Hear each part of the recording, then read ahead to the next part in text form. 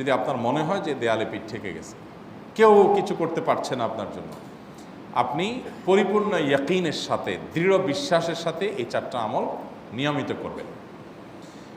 এবং আমি বহু মানুষকে পার্সোনালি এটার পরামর্শ দিয়েছি, ওনারা আমল করেছেন, আমল করে উপকৃত হয়েছেন। এরকম বহু মানুষ আছেন, বৃদ্ধ মানুষ, বাবা ক্যান্সারে আক্রান্ত হয়েছেন অনেক দেরিতে, আল্লাহ তাআলা অলৌকিকভাবে সাহায্য করেছেন। হ্যাঁ, কখনো যদি আল্লাহ তাআলা এই আমলগুলো করার পরও আমার বিপদ দূর না করেন, তাহলে হয় আমার আমলের মধ্যে কোনো ত্রুটি ছিল, অথবা আমার এই বিপদ দূর না হওয়ার মধ্যে আমার জন্য কোনো কল্যাণ নিহিত ছিল। আল্লাহ তাআলা আমার দোয়া কবুল করে যে উপকার হতো তার চাইতে বেটার কিছু হয়তো আমাকে দিবেন, এই ইয়াকিন একজন ইমানদারের থাকবে। সেই 4টা আমলের 1 নম্বর হলো ইস্তেগফারের আমল। ইস্তেগফার, আপনি ফেসে গেছেন কোনো জায়গায়, কোনো উপায় পাচ্ছেন না, আপনি ইস্তেগফার করতে থাকেন। আস্তাগফিরুল্লাহ ওয়া আতুবু ইলাইহি, আস্তাগফিরুল্লাহ ওয়া আতুবু ইলাইহি, আস্তাগফিরুল্লাহ ওয়া আতুবু ইলাইহি, আস্তাগফিরুল্লাহ, আস্তাগফিরুল্লাহ, আস্তাগফিরুল্লাহাল্লাযী লা ইলাহা ইল্লা হুয়াল হাইয়ুল কাইয়্যুম ওয়া আতুবু ইলাইহি ওয়া লা হাওলা ওয়া লা কুওয়াতা ইল্লা বিল্লাহ।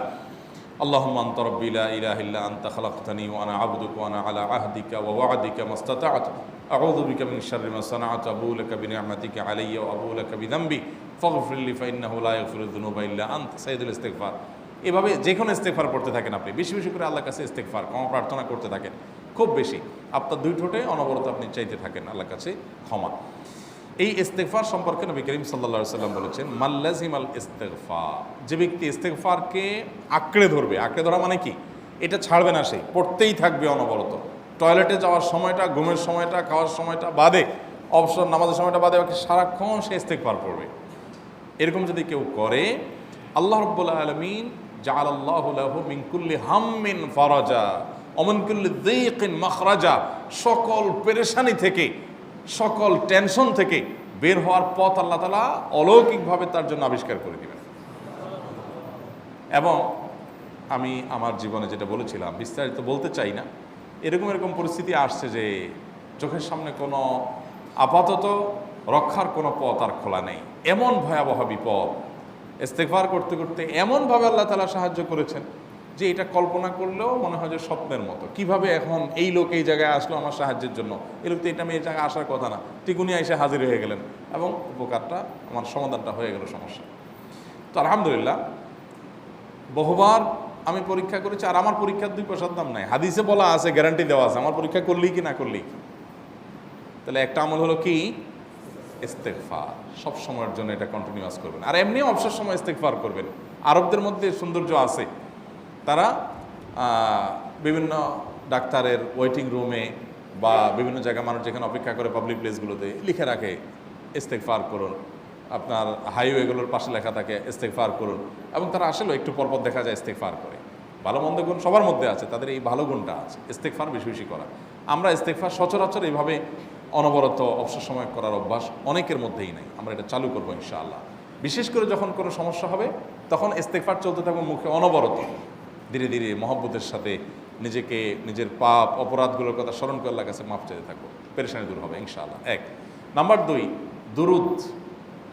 নবী করিম সাল্লাল্লাহু আলাইহি সাল্লামের প্রতি দুরুদ পাঠ করা, এটা যদি আপনি নিয়মিত করতে থাকেন মহব্বতের সাথে, আল্লাহুম্মা সাল্লি আলা মুহাম্মদ ওয়া আলা আলি মুহাম্মদ কামা সাল্লাইতা আলা ইব্রাহিম ওয়া আলা আলি ইব্রাহিম ইন্নাকা হামিদুম মাজিদ, আল্লাহুম্মা বারিক আলা মুহাম্মদ ওয়া আলা আলি মুহাম্মদ কামা বারাকতা আলা ইব্রাহিম ওয়া আলা আলি ইব্রাহিম ইন্নাকা হামিদুম মাজিদ। আপনি একবার ছোট দুরূদ যদি পড়েন, সাল্লাল্লাহু আলাইহি ওয়াসাল্লাম, সাল্লাল্লাহু আলাইহি ওয়াসাল্লাম, আল্লাহুম্মা সাল্লি আলা মুহাম্মদ ওয়া আলা আলি মুহাম্মদ, শুধু এইটুকু পড়েন। জাযাল্লাহু আন্না মুহাম্মাদাম মা হুয়া আহলু, শুধু এইটুকু পড়েন।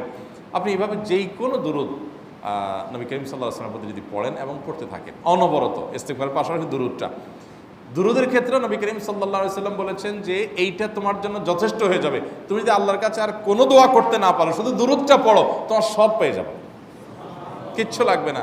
এক সাহাবী বলছেন, রাসূলুল্লাহ, আমার দোয়ার মধ্যে দুরূদ কত পার্সেন্ট রাখবো? আমি তো আমার অনেক কিছু আল্লাহর কাছে চাইবো, দুরূদ মানে তো নবীজির জন্য দোয়া, মানে আমার জন্য তো আমি দোয়া করবো, আপনার জন্য দোয়া কত পার্সেন্ট করবো? 1/3, 1/4, তারপরে হাফ, এবার বিভিন্ন পার্সেন্টেজ বলছিলেন তিনি। নবী করিম সাল্লাল্লাহু আলাইহি ওয়াসাল্লাম বলেছেন যে হ্যাঁ, এর বেশি করতে পারলে আরও ভালো, আরও ভালো। তো ভদ্রলোক এর বেশি, ওই সাহাবী রাদিয়াল্লাহু তাআলা আনহু, তিনি এর বেশি বাড়াতে একটা পর্যায়ে বলছেন যে আমি সব দোয়া আপনার জন্য করি। নবী করিম সাল্লাল্লাহু আলাইহি ওয়াসাল্লাম বলেছেন, তাহলে তোমার আর কোনো দোয়াই করতে হবে না, এর মধ্যে সব দোয়া চলে আসবে। কারণ আপনি যদি বলেন আল্লাহ আপনার নবীর প্রতি আপনি রহমত নাজিল করেন, আপনার নবীর প্রতি আপনি শান্তি নাজিল করেন, আপনি যেটা দোয়া করেন, তো আল্লাহকে আল্লাহর নবীর প্রতি আপনি রহমত নাজিল করতে বললে আল্লাহ তাআলা আপনার প্রতি রহমত নাজিল করবেন কি করবেন না? আপনি কাউকে খুশি করতে চান, কার কাছ থেকে কিছু আদায় করতে চান, তার ছেলেটারে যদি হাদিয়া তোহফা দেন, আদর যত্ন করেন, তো বাই ডিফল্ট অটোমেটিকলি ওই লোকের সিম্পেথি আপনার দিকে আসবে কি আসবে না? চোখ বন্ধ করে আসবে। তো আল্লাহর নবীর জন্য যখন আপনি দোয়া করবেন তখন আল্লাহ তাআলা আপনার মধ্যে রহমত নাজিল করবেনই, এটা নবী সাল্লাল্লাহু আলাইহি ওয়াসাল্লামের ওয়াদা। যে কোনো পেরেশানি, তিনি আরও বলেছেন যদি কেউ দুরূদের আমল করে নিয়মিত, আল্লাহ রাব্বুল আলামিন তার সকল পেরেশানির জন্য যথেষ্ট করে দিবেন। এই আমলটাকে সবগুলো দূর করার জন্য যথেষ্ট হয়ে যাবে।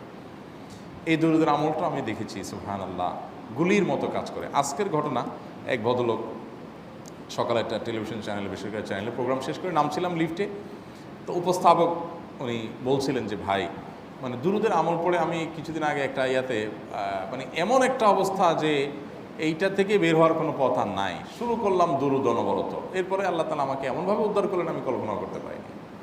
আলহামদুলিল্লাহ এই আমলগুলো করে অনেক ভাইরা আমাকে অভিজ্ঞতা জানাইছেন যে আলহামদুলিল্লাহ তাদের অভিজ্ঞতা অলৌকিক। হ্যাঁ, ওই যে বললাম কখনো যদি আল্লাহ তাআলা আপনার দোয়া কবুল না করেন তাহলে হয় আমার ত্রুটি আছে, আর না হলে আমার জন্য আল্লাহ তাআলা এর চেয়ে বেটার কিছু রেখেছেন, আমি সেই ইয়াকিন রাখবো ইনশাআল্লাহ বিইذنিল্লাহ। আর এই দোয়াতে সমাধান হবেই হবে, সে বিশ্বাস থাকতে হবে।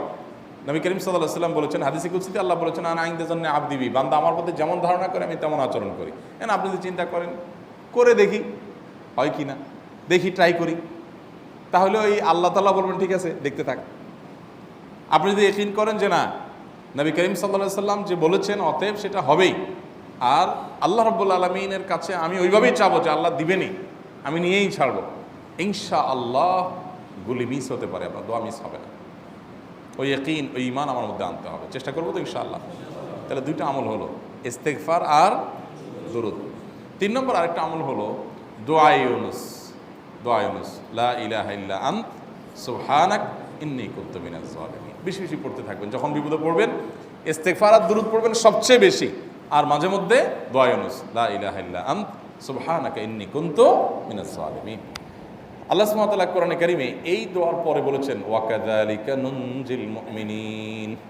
এই দোয়া পাঠ করার মাধ্যমে ইউনুস আলাইহিস সালামকে পৃথিবীর ইতিহাসের সবচেয়ে অলৌকিক ঘটনা, সকল সায়েন্স, সকল আপনার বিজ্ঞানের তত্ত্ব সবগুলোকে আপনার সবগুলোর বিপরীতে বা সবগুলোকে আপনার ভুল প্রমাণ করে দিয়ে ওই জায়গাটার জন্য আল্লাহ তাআলা ইউনুস আলাইহিসকে মাছের পেটে ঢোকার পর সেখান থেকে আবার জীবিত রেখে বের করেছেন। অক্সিজেন অভাবে তো সেখানে এমনি মারা যাওয়ার কথা, আরও নানা কারণে মারা যাওয়ার কথা, তাই না? কিন্তু আল্লাহ তাআলা তাকে রক্ষা করেছেন, কারণ উনি ওই বিপদে পড়ার পর থেকে এইটা পড়তেছিলেন, লা ইলাহা ইল্লা আনতা সুবহানাকা ইন্নী কুনতু মিনাজ জালিমিন।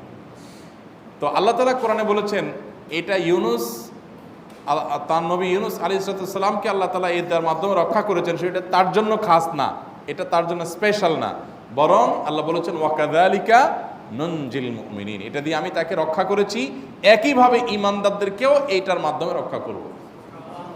এটা বড় অস্ত্র পেয়ে গেলাম। দোয়া ইউনুস বেশি বেশি পড়বো ইনশাআল্লাহ, লা ইলাহা ইল্লা আনতা সুবহানাকা ইন্নী। আমার দেশে আবার দেখা যায় বিপদ হয়ে গেলে তখন হুজুর ভাড়া করে যে ভাই আপনারা সবাই মিলে এটা 1 লাখ বার পড়ে দেন, 1.25 লাখ বার পড়ে দেন, টাকা দিব আপনারা পড়ে দেন। আপনারটা আপনি পড়বেন ভাই, হুজুরদের কাছে দোয়া চান সমস্যা নাই, আর হুজুরদেরকে খাটায়া টাকা দিবেন কেন, এমনি টাকা দিবেন না দিয়া। আর এই দোয়া নিজে নিজে করতে থাকবেন।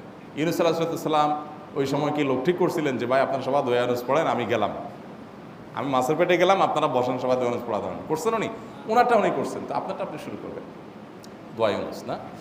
4 নম্বর আমল হলো ইয়া যাল জালালি ওয়াল ইকরাম, এটা বিশেষ করে পাঠ করবেন। নবী করিম সাল্লাল্লাহু আলাইহি ওয়াসাল্লাম বলেছেন আলিযু বিয়া যাল জালালি ওয়াল ইকরাম, ইয়া যাল জালালি ওয়াল ইকরাম, এইটাকে তোমরা আঁকড়ে ধরবে। ইয়া যাল জালালি ওয়াল ইকরামের মানে কি? এটা আল্লাহকে ডাকা, আর কিছু না, এবং হাদিসে বর্ণিত দোয়া, এটা মাসনুন দোয়া।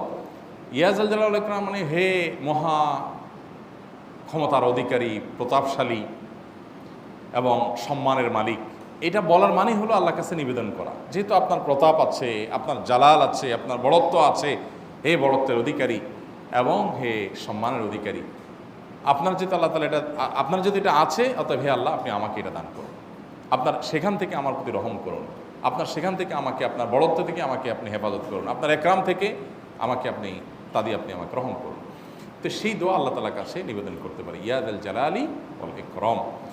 এর পাশাপাশি তাহাজ্জুদের নামাজ এবং যে কোনো নফল নামাজ, কারণ নবী সাল্লাল্লাহু আলাইহি সাল্লাম ইজা হাজাবাহু আমরুন সাল্লাহ, নবীজি সাল্লাল্লাহু আলাইহি সাল্লামের কোনো পেরেশানি শুরু হলে আগে ওযু করে 2 রাকাত নামাজ পড়তেন, ওযু করে 2 রাকাত নামাজ পড়তেন। আমাদের যখন পেটে ব্যথা শুরু হয় আগে কার কথা মনে পড়ে? ডাক্তারের কথা মনে পড়ে। যখন গায়ে জ্বর আসে সবার আগে মনে পড়ে কিসের কথা? নাপা, নাপা, ঠিক না? জ্বর আসছে গায়ে, সবার আগে আমরা কি চিন্তা করি? নাপা। নাপা আপনি চিন্তা করেন, খান, নিষেধ না তো, ওষুধ গ্রহণ করা সুন্নত। নবী সাল্লাল্লাহু আলাইহি সাল্লাম নির্দেশ করেছেন ওষুধ সেবন করতে, আপনি করেন, ভালো কথা। কিন্তু ইমানদার সব কিছুর আগে ব্যথা আসছে, তাহলে ব্যথার জন্য একটা ওষুধ দোয়া শিখেছেন, দোয়াটা আগে করবে, পাশাপাশি ওইটা করবে। এলো ইমানদারের কাজ। আমরা আজকাল ইমান থেকে অনেক দূরে সরে গেছি। আল্লাহ আমাদের সেই ইয়াকিন দান করুন।